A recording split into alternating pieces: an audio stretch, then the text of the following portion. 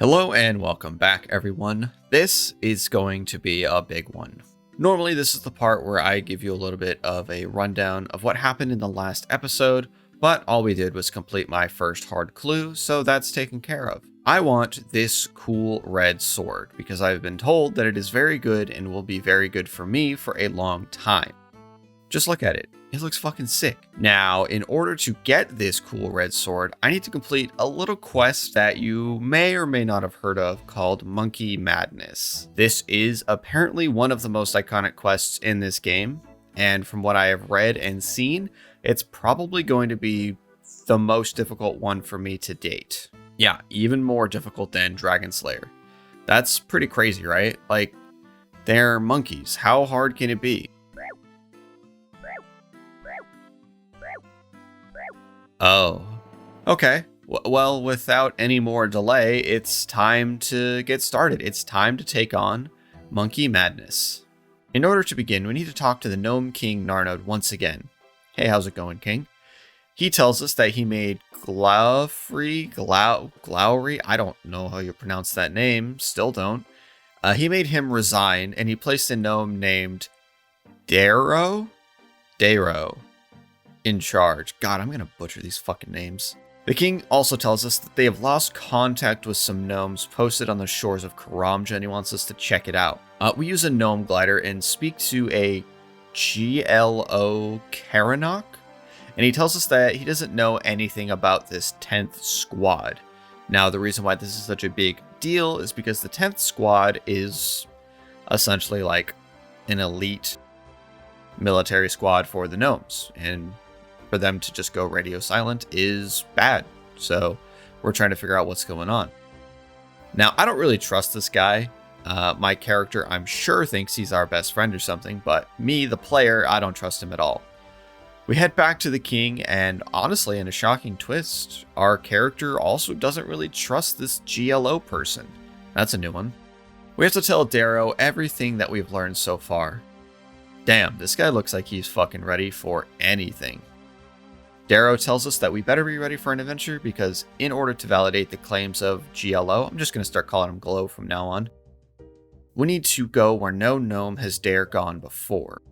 Far to the south of Karamja, we need to go to the island of Ape Atoll. In order to get there, we need to fly using some of Glufrey's gliders, but they don't appear to be operational right now. Oh wow, it's a slide puzzle. Very cool. As a kid, I would have fucking hated these. Honestly, I'm not that big a fan either, but with the help of Runelight, it's truly so simple to figure out. With the sliding puzzle done, the gliders come to life, and it's time for these Autobots to roll out. No, you didn't like that one? Look, I'm not going to stop writing jokes, okay? It's what I'm doing right now. Also, this pilot's name is Wadar. That's incredible. I love that. After we land, we need to talk to this guy over here. And hold on, Sandwich Lady. Can't you see them in the middle of something? Did this guy just refer to me as human? I think they've all been doing that. That's kind of messed up. I don't just call them like gnome or short stuff or anything like that. Why, yes, I will take a square sandwich. Thank you very much. I don't think these gnomes like me very much. They're not willing to protect me or help me at all, really. Oh, we're going to get a cutscene. Nice. It's the Glow guy. Oh shit, I knew he was bad news. I like that the audience is getting a little view into what's going on through this cutscene, keeping the character themselves in the dark, but keeping us, the player, in the loop is pretty fun. I like that. It's also really in-depth so far for just like the first part of the quest. It seems to be much more involved than the other ones I've done so far. Alright, so now we need to infiltrate Ape Atoll properly. In order to do that, we have to get shot by a bunch of arrows, and then we end up in jail. Okay, cool. It looks like I need to break out of here. And it looks like I can just pick this lock. Cool. I just have to wait for the right time, and... What the fuck? I wasn't even picking the lock yet. Damn, I guess Kerchak over here doesn't want me going anywhere near that door. Okay, I don't know what I expected with that one. That one's on me. Alright, let's get around this corner real fast. And, of course, he can't see me through these bars. Duh. Man, fuck off, you little shits. I'm trying to sneak out of here. Can't you see that? Alright, I think this is my chance. Never mind, I'm going back to the corner. Come on, dude. Don't you want to hang out with your friend over there? Just go in that little room. Just hang out, chill, kick back. Okay, here we go. Finally, we are out, and we're going to make it across the village. Going to make sure to take this specific path and also pray range, because there's about 175 archers ready to 360 YY quick scope me off of high rise.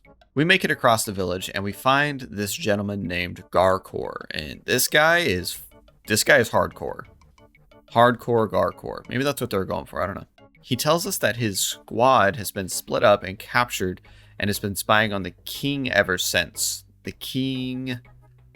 Awoa guy? Oh my god, these fucking names, dude. Garkor tells us that he needs us to find his squad's mage in order to help us become disguised as a monkey. He says that we're a perfect fit because humans and monkeys are very similar, according to them. I'm not going to read too much into that, but I think I understand what he's trying to say, especially if magic is involved. Man, random stuff really do just be attacking you out here. It's fucking rough. Call me Dwayne The Rock Johnson, because now I'm the Scorpion King. Oh, that's fucking stupid. With some foresight, we gather the materials that is necessary, and then we head down into this hellscape. Honestly, this place is fucking rough. There are monkeys left, right, and center ready to beat my ass at any given moment. Luckily, I did bring a bunch of food. I brought probably way too many anti-poisons. The only thing I wish I had at this time was like better armor, but you know, I can just pray hopefully, and the graceful will hopefully carry me to where I need to go. Following the trail after being bloodied and bruised, we finally find the mage Garkor was talking about, Zooknock. He helps us create the materials for a monkey speak amulet.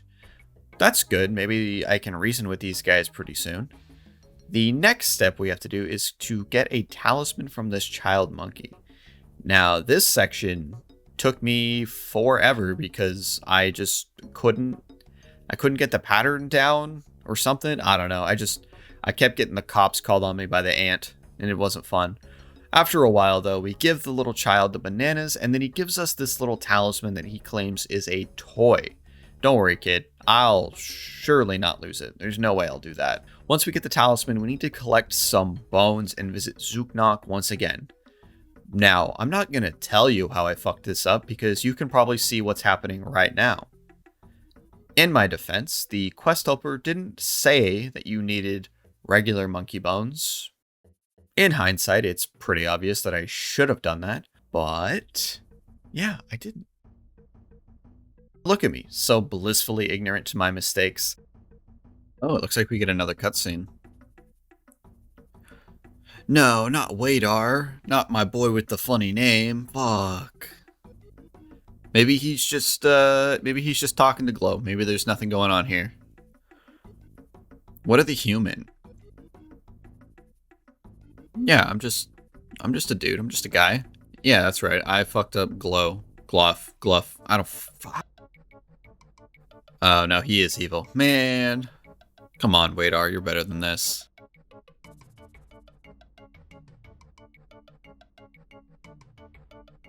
Oh, it looks like they're trying to pin me for an assassination attempt. I don't like that. That's fucked up.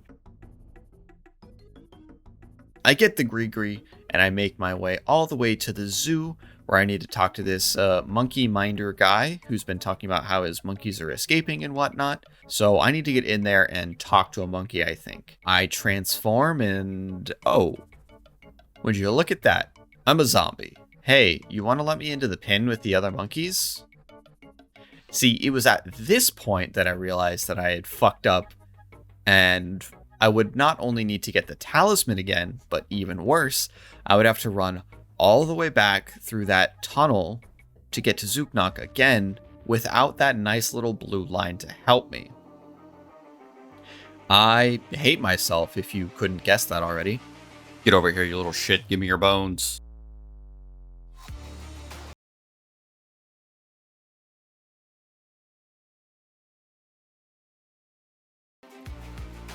Alright, so the correct Gree has been made. Now the minder needs to let me into this pen, or I swear to fucking God. Alright, cool. I am able to kidnap, or I guess monkey nap, this little guy and take him back to the king. Hey, can you let me out of this monkey pen that I totally didn't magically put myself in? Thanks. This big boy right here is in my way and he will not fucking move. I eventually figure out what I have to do by looking it up, and I didn't realize that I had to go talk to this ninja monkey on the wall over here to get permission to see the king first. The king tells me that to prove myself as an ally to the monkeys, I need to rescue one of their kind from the zoo, and oh wow, would you look at that, I just so happen to have a monkey in my back pocket. You know, no reason, just in case something like this were to pop up, right? Crazy. Once we bring the king his captive, we're able to talk to Garkor, and he congratulates us on a job well done, but he also mentions that unfortunately it might be a little bit too late. He then tells us, in the form of a cutscene, that Glow and Wadar have already gotten to King Awoagai, and they have plans to deal with the 10th Squadron members and blame it on me, the human, so that there would be a two-pronged war, essentially, monkeys and gnomes versus the humans, just like what Gluff would have wanted. So, yeah. Could have gone better. Could have gone worse. Right? Alright, now it's showtime. After everything is said and done, Garkor gives me the 10th squad pin, and I need to ready myself to fight the jungle demon. Alright, so with this inventory, I think I will be okay. The wiki says that I need to pray mage against him, so that's what I'm going to do. Now, looking at my inventory, you can probably see one fatal flaw. I didn't bring any prayer pots. Honestly, it almost didn't matter. I was doing pretty well up until the very end. I got him down to 3 HP like 3 or 4 times, and I just couldn't hit the last spell. It just wouldn't land. Just kept missing and missing at the worst times, and he kept resetting his HP over and over and over again. And by the time it was all over, I ran out of prayer, and that was kind of it. I couldn't heal through it. So, yeah, you can probably guess that I died to this one. Round 2. Fight! Round 2, baby. Here we go. This time, I did bring a prayer pot and a whole lot of swordfish. After the death, I was reading that you can technically safe spot this guy on the ledge over there to the left, but I really wanted to take him down without doing that. So I did my best to keep my prayer going, and after a really long fight once again, I was finally able to hit this last firebolt, and the demon finally fell. Garkor congratulates us on our victory, and he tells us to talk to Zooknock over there to have him telly us out of here. Hey bud, how's it going? Hey, can you help me get out of here? Zooknock, what the hell? Couldn't you have put me at the, I don't know, Grand Tree, Lumbridge, or maybe anywhere else that's not filled with poisonous fucking creatures? Eventually, we make it back to the king and we tell him that the mission is finished and we were successful. We are officially part of the 10th squad because we're so fucking cool, and we honestly need to wait for Darrow to show up to tell the king the full details because the king wouldn't believe us if we told him. It's kind of rude, don't you think? Regardless, the king tells us that in order to be a full-fledged member of the 10th squad, we need to train like the 10th squad. That means Darrow and I stay up all night, we train our little hearts out to get some fat XP drops. Oh hell yeah, that's what I'm talking about. Now, some of you eagle-eyed viewers may notice that my attack level is not quite high enough to use the Dragon Scimitar, but with the power of editing and a few hours at Ammonite Crabs, we have the attack level to wield this bad boy. Now let's go get it. Let me go check the price real fast.